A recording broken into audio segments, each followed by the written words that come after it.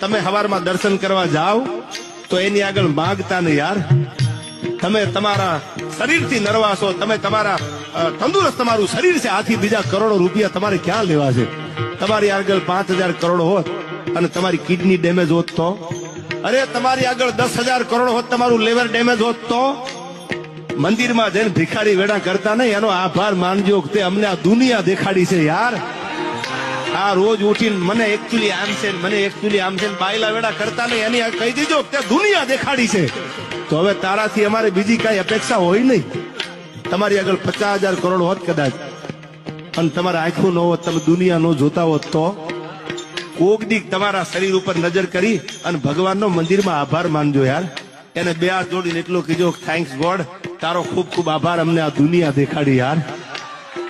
કોક દી હોસ્પિટલમાં જાઓ, કોક દી કેન્સરના દર્દી હોય એના પલંગે જાઓ, તમને ખબર પડે કે